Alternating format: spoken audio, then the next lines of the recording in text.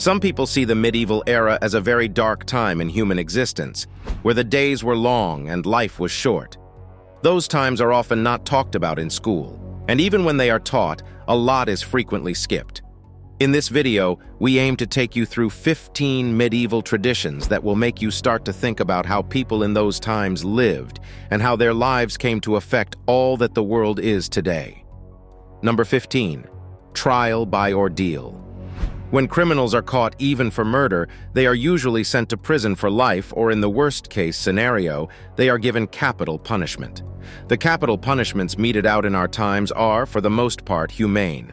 So it is understandable that the trial by ordeal punishment will be pretty bizarre to us living here. Trial by ordeal was justice medieval England style. The offender would be bound and cast into a pond after they must have protested their innocence. If they sank, then they were innocent. But if the offender floated, guilt is determined. Barbaric, right? Even though we want to dismiss this as the stupidity of our earlier ancestors, there is more to it than meets the eye. Water wasn't the only element to determine guilt. Fire was sometimes used. The accused had to carry a red-hot iron and walk about 9 feet for fire. If the wounds he sustained healed nicely after 3 days, they are proclaimed innocent. However, if the wounds fester, they are declared guilty. Trial by combat was also another ordeal method used to determine guilt. Its methodology was simple. God would grant the moral victor the strength to conquer the person who wronged them. Many preferred to confess rather than go through trial by ordeal. Of course, more affluent folks could be better fighters, and that way they will escape punishment. Trial by ordeal is far from perfect, but it served its purpose and gives us an idea of how the law worked in medieval times. Number 14.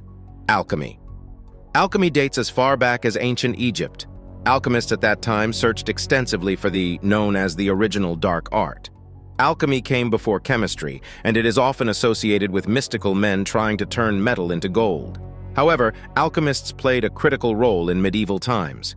Alchemists believed that pure body and spirit were important for pursuing their pursuit.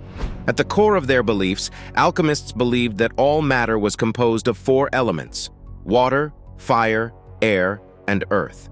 They believed that anything on earth, no matter what it was, could be formed with the right combination of these elements.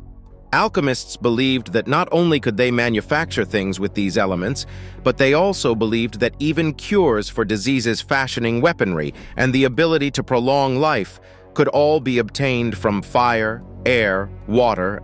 Granted, alchemy isn't a science, but it did give birth to scientific advancements in the art of war. They also believed that one substance could be transformed into another, so alchemists spent a large part of their pursuit attempting to change lead to gold. Alchemists became highly sought after by rulers because of their promise of changing lead to gold. The idea attracted rulers who wanted to amass gold to fund wars. Today, alchemy is no longer a thing, but we can't deny that it played a part in modern science's emergence. Number 13. Tithing and frank pledge. When we hear the word tithing, our minds quickly follow biblical instructions to bring 10% of our income to church. However, tithing meant something else in medieval England. The term originated in the 10th century, meaning the households in an area comprising 10 hides. Those households had heads, and the heads of each household were known as tithing men. These tithing men were all assumed to be men and older than 12. The tithing men were responsible for the actions and behaviors of all tithing members. They were responsible for acts of tithing through a system known as frank pledge. A person could be accused of a crime, and his tithing would be fined if he isn't coming forth. If he weren't part of the frank pledge, his entire town would be subjected to the fine. The frank pledge system eventually developed to become the jury and constabulary system. Tithing has lost its significance and is no longer being used. Well into the 21st century, there were some active tithings in the rural parts of England. Number 12. Courtly love and troubadours. At the end of the 11th century, courtly love began in the ducal and princely courts of Aquitaine, Provence, Champagne, ducal Burgundy, and the Norman Kingdom of Sicily. Courtly love was a big part of medieval European literature. When you go through medieval literature, you will find that it is full of stories about knights going out on an adventure and doing all sorts of things for ladies because of courtly love. Courtly love was at first purely for entertainment. However, over time, it changed and attracted the attention of a larger audience. A game of love was soon developed around the concept, and it was considered to be an enriching and enlightening practice. The concept of courtly love emerged from the mind of troubadours. Troubadours were lyrical poets that thrived in the Occitane regions of southern France. The love that was courtly love was supposed to be platonic and more spiritual. It was meant to be the kind of spiritually enlightening love, not built on erotic emotions. The texts of troubadour songs were mainly metaphysical, intellectual, and formulaic. Some of their songs were also funny and vulgar satires. The idea of courtly love and troubadours open ancient curtains for us, and we take a peek into the complexities of love and social status in medieval society. Number 11. Jesters and fools. Jesters and fools are often considered to be the comedians of their time. While it is true that jesters and fools provided comic relief, they were not just mere comedians. Jesters were a part of the king's entourage, and you would usually find his jester wherever the king went. Jesters were also very intelligent and could tell jokes with a savvy approach. William Shakespeare often wrote fools into most of his plays, and all of them are portrayed as very intelligent and even geniuses. These jesters would often speak truth to power using home jokes, and they somehow got away with no one else would attempt because they could easily hide under the shadow of a joke to shift norms. One of the most famous cases of a jester speaking truth to the king was in 1340. King Philip VI's fleet had just been destroyed in battle. No one could go to him and tell him that his fleet had been soundly smashed in battle. So his jester was tasked with bringing him the unfortunate news. The jester thought about how to deliver this news to the king and came up with these lines. They didn't have the guts to jump into the water like our brave French. So when next you watch a medieval film portraying jesters as hapless nitwits, remember this video and that these guys were geniuses. Number 10. Secret handshakes and the medieval guilds sprang up in the High Middle Ages as craftsmen who had bounded together to promote their common interests. They had their own rules, and guild members who were found guilty of cheating the public would get fined or banned from the guild. They also had privileges, which included that only guild members could sell their goods within the city. They controlled the maximum prices, hours of trading, and several apprentices. Some people argued that the rule of the guild limited free trade, but people who support the guild's actions say that they protected professional standards. Medieval guilds often had secret handshakes or gestures to identify members and maintain exclusivity within their trade or craft. These gestures helped guild members recognize each other and establish trust and camaraderie. However, specific details about these gestures and their significance can vary based on the guild and time. In medieval times, guilds weren't only for economic progress members' sake, but also a brotherhood. Stringent codes bound its members. They practiced an apprenticeship system where the apprentice would go under the wings of a master craftsman, going through hard training before they became journeymen and ultimately masters. The process ensured the guild kept its standards and passed down its values to the next generation. Number 9. The ducking stool. Next on our list is another form of medieval punishment called the ducking stool. In those times, a woman would be tied to this stool and immersed in water because she spoke to her husband rudely. Jenny Pipes was the last woman in England who went through this punishment. She was strapped with irons to a wooden stool and paraded through the English town of Leominster in 1809. Jenny Pipes was held high above the jeering crowd, and she was wheeled towards Ken Water Bridge. Although this punishment wasn't intended to kill the person, it was horrifying. Imagine being tied to a chair and submerged in water many times. The people who immersed Jenny Pipes intended to immerse her as often as possible until her fiery temper cooled down. The punishment was meant to humiliate the sufferer, and the aim was to stop a repeat of whatever behavior precipitated it in the first place. Jenny Pipes was ducked in front of family and friends, and according to reports, she cursed and released oaths on the magistrate. Some women who ended up on the stool were accused of witchcraft. Although many believe that the ducking stool was used to determine who was a witch, it isn't true. There was a test that was used instead, which is called swimming. Swimming involves throwing a bound victim into a body of water to see if they will float. If you floated, you were a witch. If you didn't, you are declared innocent, that is, if you didn't drown first. Number 8. Feast of Fools. The Feast of Fools could be traced back to the 300 years before the 30th century. It continued to the 18th century before it was banned. The Feast of Fools was a raucous affair, heavily condemned by the church. Well, it is easy to see why the church hated it because the Feast of Fools turned the church into something else. Participants would elect a faux bishop, pope, or archbishop during the feast. Church rituals would be parodied. Ordinary community members could assume the place of priests and even the pope for the duration of the feast. The feast allowed the people to critique the church and show their thoughts. Over the week, people in different positions of power in the church will lead the ceremonies. In 1431, the Feast of Fools was officially banned by the Council of Basel.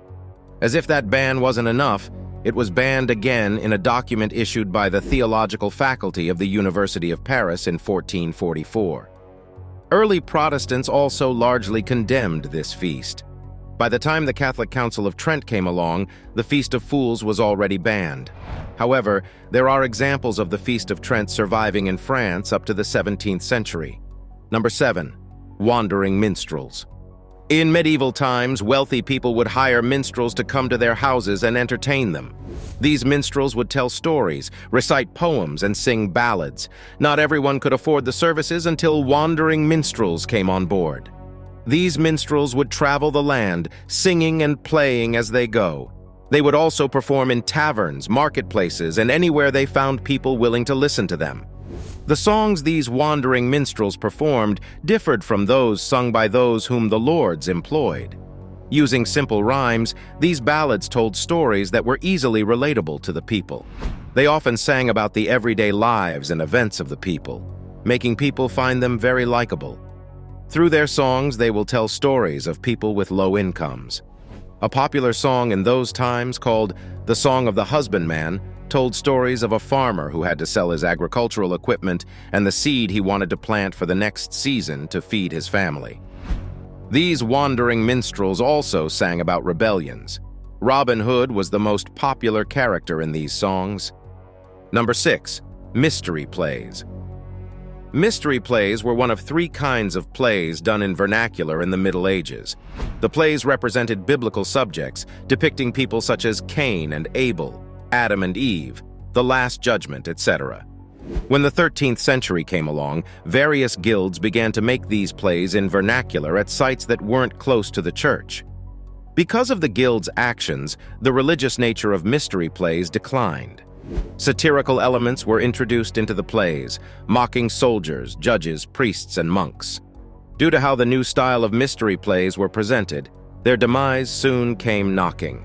They lost the church's support because of their religious values, and even Renaissance scholars could no longer tolerate them.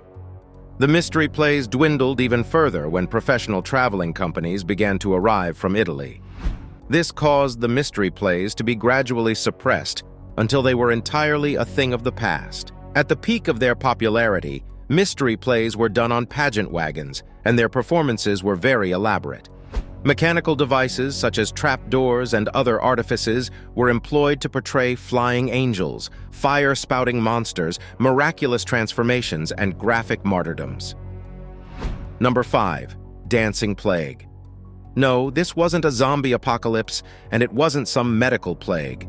The dancing plague is an event that happened in July 1518, when residents of Strasbourg suddenly could not control their urge to dance.